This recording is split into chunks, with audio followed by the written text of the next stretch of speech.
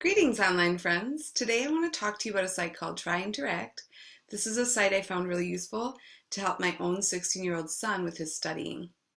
Recently, my son asked for some help. He was having some struggles in his history class, and so I asked him to get his folder and show me his work so we could look and see what he was trying to do. And he was supposed to be studying the material that he had been taught by the teacher. And when he brought out this worksheet, I basically looked at him and said, "Gosh, don't think you're really paying attention in class, Ryan, because all you're basically doing is writing your name in really cutesy ways all over your paper," which tells me, number one, he's just not engaged at all. And also that, yes, in fact, he does need a little help. So to help Ryan out, we first of all he had a review sheet of all the information that he had to study, and we took the information and broke it down into just basic questions and answers. And then we went to the site. It's called Try Interact. And on Try Interact, you can create your own little quizzes to help quiz yourself as you go. So we decided to do that. Here's the quiz that we started creating right here. I'm just going to hit the edit button. You do need an account to use Try Interact. Once here, one of the things we could do is just adjust our quiz design. But you need a pro account to do some of the more fancy things, but we could put a cover photo on. We could change our font color and our background color. I wasn't real concerned with those facts as much as the content, which is right here. So what we basically did was we took the questions and we put them into our quiz. And one of the things I love, because Ryan's a very visual learner, we were able to take the text and just write a simple question with answers. And then we were able to add images. And these images, most of them, we took right off of a PowerPoint that the teacher had shared with her students and was using during the lectures that she was giving to the students each day. So it really helped Ryan to have a question and then reflect back on the notes that the teacher had shared with the students during the lecture. As you can see, we have several questions here. Here's question 2. And again, we just took basic images off the PowerPoint and inserted them right into our questions. One of the things I also like is not only can you put images with your choices and your question, but you can also put an explanation. So I had Ryan read right off of the teacher's PowerPoint an explanation for why the correct answer was the answer it was. All of these things, the visuals, the explanations, are going to aid Ryan further than if he just had to sit and rotely memorize and tell me information from the review sheet that the teacher had shared out. So let me show you how easy it was for us to create these questions. We clicked on Add a Question. From there, we just looked at Ryan's review sheet and typed in one of the questions that he was responsible to know.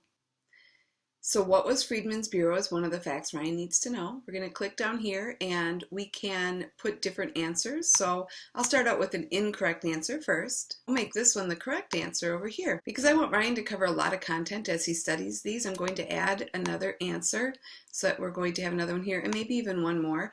And each time I'm not making these in any way ridiculous. I'm making them very possible answers so that he has to stop and really think each time and kind of explain which one is the correct answer. After I wrote possible answers, I clicked on this images, and now I'm going to just add media. So I simply go to upload an image, find the file I wish. So I've taken some screen captures from the actual PowerPoint that the teacher shared with the students, and I just hit the upload button, and it will place those images right in with the answer. Once we have images for all the different choices, I had Ryan think of an explanation for the correct answer in his own words, and we would just type that right into this box. And then all we had to do is scroll up to the top and hit Save and Return to Dashboard. That saved all of our parts of our quiz. Now, the best part is then Ryan can go to the dashboard. He can see the quiz right here. He can edit it again if he'd like. The analytics is only available to the pro account, so we didn't use that. But what I like is he can either view or embed or share the links. So let's look at view first.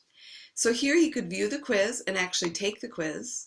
And I like how the questions at the top with the images that go right along with it, so he could click and see if he got it right or wrong and see the explanation for why this is the right answer.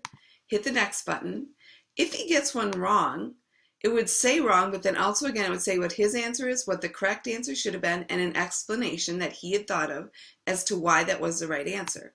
When you're done, it gives you an option to email the results to yourself. So you just type in your email, and we would put it in here and see my results. I put a link to the PowerPoint that the teacher had shared, so I can open that back up and he can go back and review that PowerPoint and keep thinking about what it is he needs to review and know. And then when he's all finished, he can also share this on Facebook or Twitter if he wants to. It also has a little answer key that shows which ones he got right and wrong for him to go back and study and review from. Finally, we could take this and embed it or share it. So if Ryan wanted to, he could share this URL with his friends and they could study off the same quiz that he made. Or we can take this embed code and put it right into a website if you're a teacher and allow your students to be able to take the quiz right within a website. So this site is called Interact. I think that Ryan really appreciated having something different than just a piece of paper to study and just memorize facts from. And this has somewhat made it more like a game for him that was a little more interesting. Now that you've seen how Interact works, I hope it's something that your students might enjoy or you might be able to use with your students. I do know that my son Ryan was having a difficult time engaging with a sheet of paper that just had questions and notes on it. I know that he learns better visually, and I also know that he appreciates the time we put into making these little flashcards or the study quiz. I know it takes time, and if you have your students just do a little bit each day after you've lectured, perhaps that's the best way to do it rather than trying to do it all at once. And I know for my son Ryan, this is a much more relevant way for him to learn than just studying a sheet of paper. If you do decide to use this and you like it, let me know.